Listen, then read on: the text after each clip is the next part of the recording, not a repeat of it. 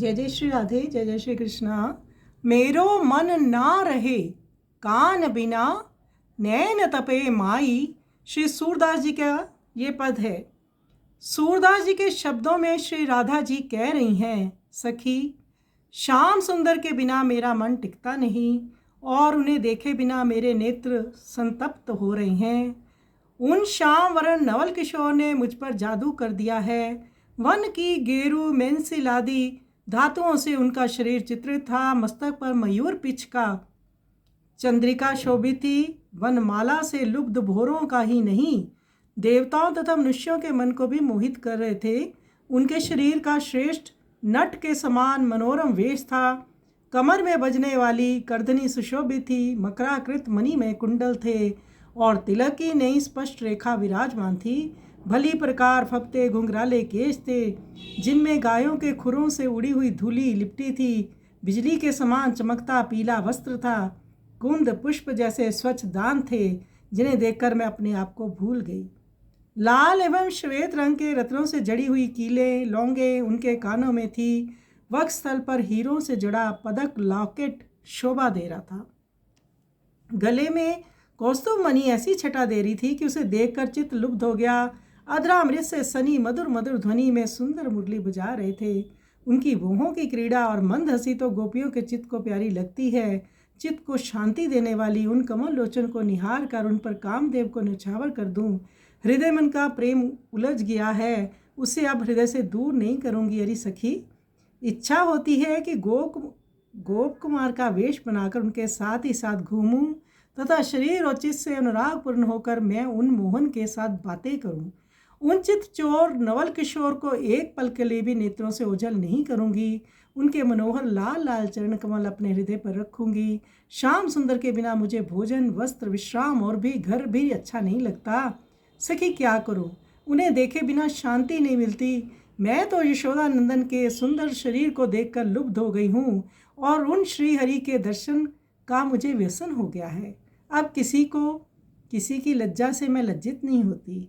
उन रूप राशि की सुखदायिनी क्रीड़ा देखते ही बनती है। मैं तो उनके सौंदर्य से आनंदित हूँ, उसकी कोई उपमा नहीं मिलती। ऐसे कहकर श्री राधा रानी उस भाव में प्रवेश कर गई जहाँ श्री कृष्ण हैं, उसी रूप को धारण कर लिया। आइए सुंदर पद का हम श्रवण करें।